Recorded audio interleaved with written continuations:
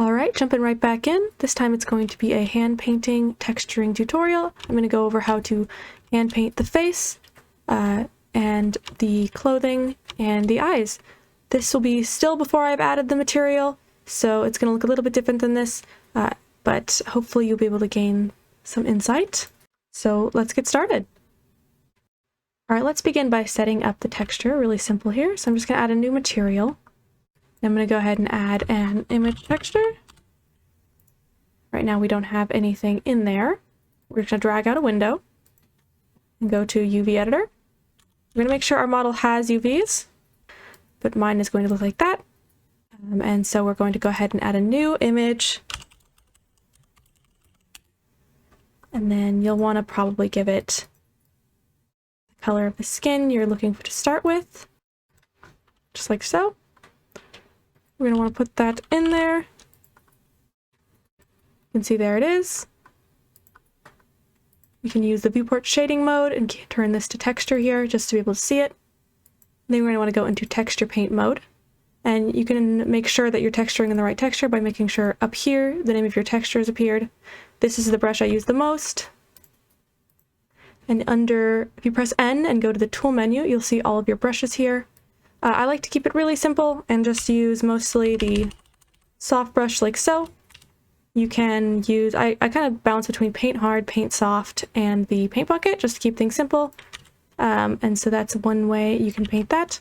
Another thing you can do is you can go into back into edit mode, select the faces you want to color, and then go back into texture paint. And if you click this box here and the paint bucket, you can fill in kind of the two basic methods that I use to paint. And so going forward, you'll see me use both of these methods, and let's jump right into the tutorial. Alright, so we're going to start off by just softly painting in some of the reddish values. I kind of try to go in with the most prominent parts of the face first.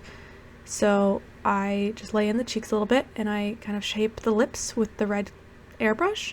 And then I'm going to go straight into kind of painting some of those AO areas, focusing on where the lips would be darkest, so the inside of the mouth, the corner of the mouth, and then adding a little bit of a shadow just to indicate a little bit of a cheek mound there.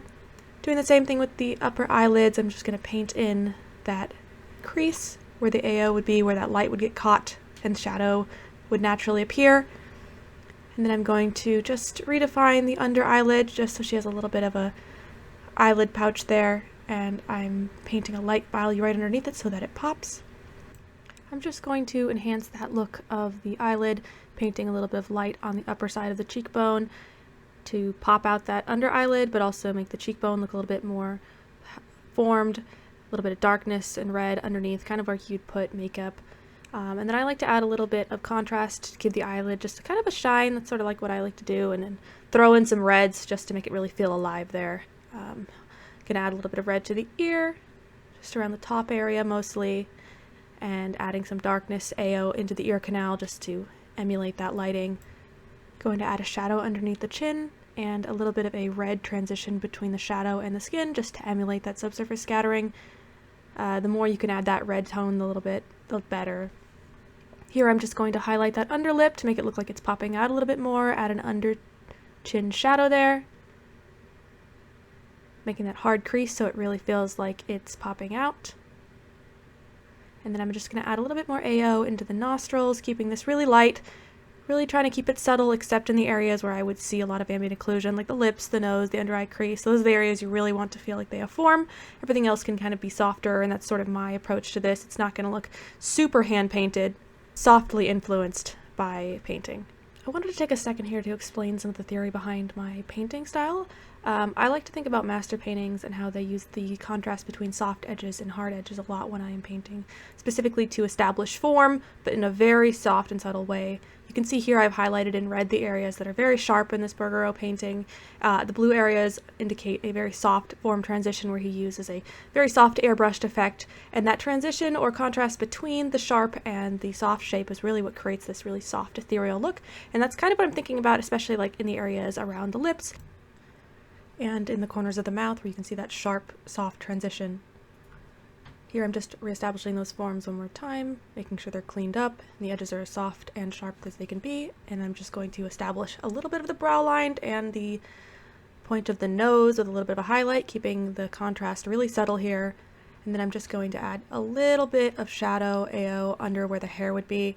You don't really see it, but I feel like it's good practice to do so.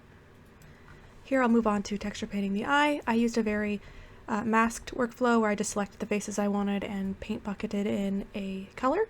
I just thought that it looked a little bit better, it made more sense.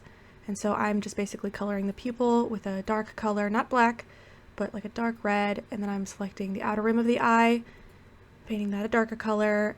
The top half of the eye I'm going to paint a dark color, and then I'm just going to throw in a couple of other values here, a little bit of white, and then keep looking at it from a distance to see if it looks like it blends well. I find that this way of coloring the eyes makes them really clean. I like to throw in a little pop of color, little reds, little blues, purples, just to give it more nuance. And then I'm going to throw in some fake speculars. This is the simplest way to get that shine effect. I'm going to show a different way to do that later, but this is a real easy way to do it. And then quickly we're just going to hop right into the clothes texturing. The material is actually doing most of the work here, so all I'm really doing is just reinforcing the shadow shapes and the basic form of these forms. So a little bit under the chest, and then I'm kind of digging into those creases with a darker color, establishing that ambient occlusion where those tight creases would be. And then I'm just softly painting a little bit of lightness where those forms are popping out. Very, very subtle. Like I said, I didn't want this to be overwhelming or super visible. I just wanted it to enhance the texture and form of the original model itself. And so you'll see on both the arm here and on the chest, I'm doing the same technique. Adding a little bit of speckling, not necessary, I just thought it looked kind of nice. And then, reestablishing the form language. And then I'm going to do the exact same thing for this part. I'm just going to paint those top planes and then add a little bit of darkness in between the creases.